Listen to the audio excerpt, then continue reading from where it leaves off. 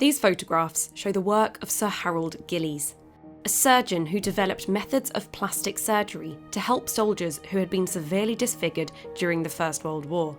Gillies' work was groundbreaking. Using methods of skin grafts and the relatively new technology of X-rays, his work transformed the lives of his patients.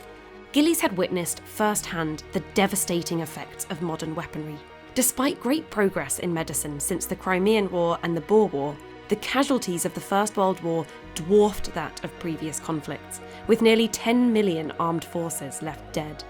Weapons such as artillery and poisonous gas created a scale of injuries that had never been encountered before. And as ever, in the face of this suffering, incredible advancements were made that would change the way we practice medicine forever. So how did the medical services face such devastating injuries? What new developments were able to transform modern medicine? And where did this fall short? The First World War was the first major conflict in which fewer soldiers died from disease than from enemy fire. Devastating lessons had been learned from the failings in the Crimean War, where casualties had mounted up untreated and disease was spread rapidly between the wounded. Newspaper reports of the suffering emerged and caused a public outcry. In the Boer War, 6,000 troops had died from weapons injuries and 160,000 from disease. The typhoid vaccine had been offered to troops before heading to South Africa, but the uptake had only been 5%. In contrast, though it was never made compulsory, typhoid vaccination rates by the armed forces in the First World War were at 90% by 1916. The Boer War at the turn of the 20th century had exposed terrible state of the poor health of would-be new recruits. So by 1914, you see this manifesting in specific requirements for height, weight and chest measurements. There was a desperate demand for soldiers, however. This became more and more acute as the war went on, and as a result of that, these requirements did become more lax. Although not on the scale of the Crimean or the Boer War, illnesses and disease were still huge issues for the army. The Western Front spawned ailments like trench foot, a painful condition brought on by damp feet, and trench fever with symptoms similar to flu. On other war fronts, the situation was even worse, and in these environments, disease still caused more deaths than wounding. This was particularly problematic, say, fronts like Salonika in East Africa, issues of malaria, of cholera, dysentery, and attempts to deal with these local conditions were so important because they had the capacity to knock men out and stop them from fighting. That's what all of the medical care is designed to do. It's designed to get men back fighting. A medical officer's list of concerns when it came to illness also extended to things like sexually transmitted infections. It was a widely acknowledged reality that many men were still sexually active at this time, either when they were back home or even behind the lines. There were brothels, for example, and this led to a rise in things like syphilis and gonorrhea. And yet it was not disease or illness that accounted for the huge death toll of World War I. It was weaponry. The devastating effects of new weapons that were deployed for the first time en masse. Now, an injured soldier faced a multitude of life-threatening injuries from all sorts of brutal modern weapons. Chief amongst them were artillery shells and other sorts of weapons, projectiles, which splintered into pieces of shrapnel. These accounted for approximately 60% of all wounds, and the use of high explosive shells from these big field guns led to especially catastrophic flesh wounds. They were associated with rapid blood loss as well, which was a chief consequence of these sorts of injuries. They were made a lot worse by deeply embedded dirt from the mud entering into the body and therefore into the bloodstream and causing infection. Bullets were also a particular danger. Machine gun bullets especially entered the body at very, very high velocity and caused catastrophic wounds to flesh. They tore through bone, really dreadful injuries. But there was another new threat on the Western Front that caused mass fear amongst soldiers. This was, of course, poison gas.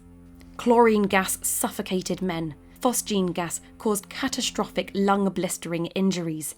Invisible mustard gas caused terror amongst soldiers. Its use by Germany was regarded as barbarous and uncivilized to start with. but Britain retaliated by using it too. And then the next thing we heard this sizzling, I mean, you could hear this damn stuff coming out. And then saw this awful cloud coming over. Great yellow, greenish yellow cloud. Wasn't very high, about, wasn't more than 20 feet up. Nobody knew what to think. But immediately it got there, we knew what to think. I mean, you knew what it was. Well, then of course you immediately began to choke. Then the word came, whatever you do, don't go down. You see, if you got to the bottom of the trench, you got the full blast of it, because it was heavy stuff, it went down. It was immortalised in soldier poets Wilfred Owen's poem Dulce et decorum est, where his description, his really evocative description of a soldier guttering, choking, drowning. It was also evoked by John Singer Sargent's very famous painting Gassed, in which you see the row of blinded soldiers grasping onto each other. Although it rarely proved fatal, it did cause a terrible amount of suffering. A hugely significant factor for all of these injuries was the time that it took to retrieve casualties from the battlefield. The time between suffering a wound and being treated made the difference between life and death, and it was this consideration that really did influence thoughts about how better to treat the wounded, as it became clear that this was not going to be a short war. The trench-deadlocked Western Front allowed for the emergence of an effective chain of treatment, taking the wounded from the battlefield into medical care. The first, and often the most dangerous step of this process, was the retrieval of the wounded. Sometimes men were retrieved simply by their own comrades, who might pick them up and carry them if that were possible. But as the war went on, the importance of stretcher bearers became incredibly important. They faced the gruelling job of going out into the battlefield under fire, not armed, to retrieve the injured out of a war zone. No one will ever realise the effort it meant to get these men over this terrible, marshy, muddy ground. Sinking down knee-deep was quite mild at times. On this occasion, there were 4 fellows of my size, and we'd come out of a trench, and a loop of barbed wire caught round my feet. Now, your first instinct is for the man on the stretcher. So as I went down on my knees, my hands went up like that to keep the stretcher level. And while I was like that, 2 bullets pinged off my tin hat. Now, if it hadn't been for that loop of wire, those 2 bullets would have been between my shoulder blades, and I wouldn't be here now. If a soldier was able to be retrieved, a system of triage then kicked in. Some men could be patched up and sent back into battle, and for emergency life and death cases, primitive surgery was even possible at aid posts. But more commonly, injured men would be labelled up for evacuation and moved back down the line. Now, usually this meant ending up in what was called a casualty clearing station. This is effectively a field hospital, often in tented accommodation with an array of nurses, doctors and surgeons. And this, just is worth making clear, is the furthest point on the front line where nurses and female doctors were allowed to work. However, for the more long-term wounded, their journey continued. The chain of medical care meant that they could be moved, usually by ambulance vehicles, horse-drawn carriages, by trains even, to base hospitals, well behind the lines for more long-term care, and ultimately for the very long-term wounded, that meant convalescence care back in Britain itself.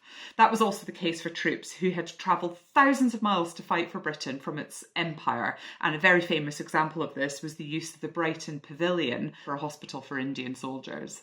This slick system of casualty dispersal on the Western Front saved many, many lives, and the evolution of this system can still be seen today in A&E rooms and the use of ambulances, things that today seem so fundamental. However, it was an entirely different ballgame on other global fronts, where the chain of medical treatment was not nearly as well organised. On other fronts, like Gallipoli, there simply was no kind of safe space behind the lines. At all times, all men, including stretcher bearers, were under fire. Trench warfare allowed for this chain of medical care.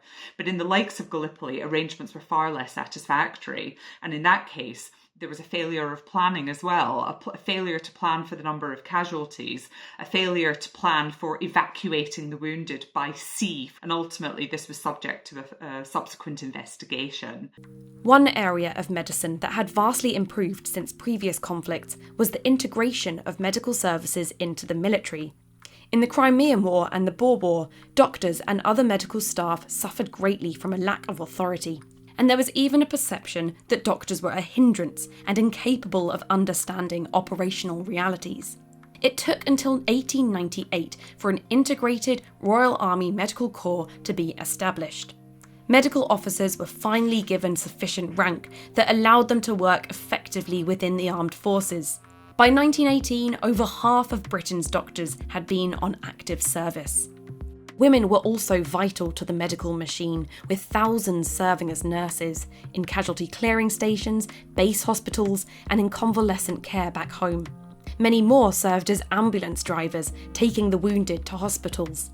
For more on this topic, watch our video on the role of women in the First World War.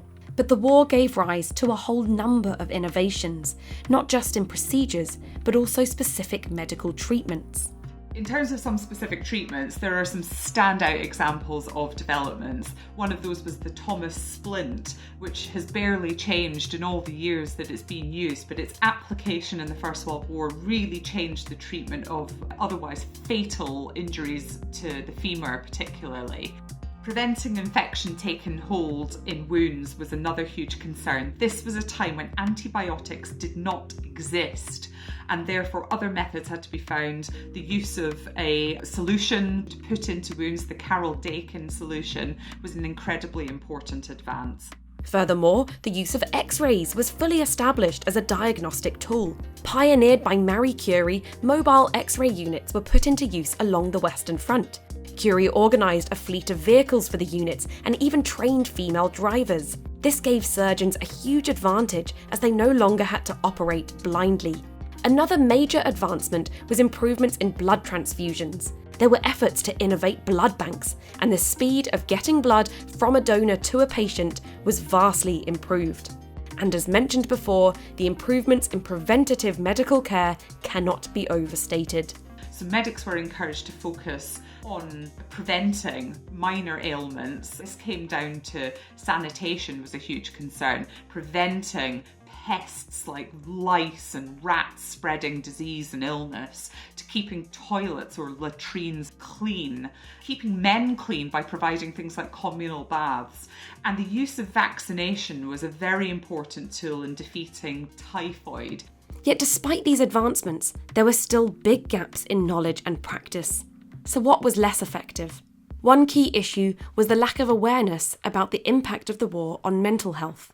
There was the first understanding of what became referred to as shell shock, the neurological disturbing nature of living under constant threat of danger, and it was acknowledged, but there was a lot more work to be done.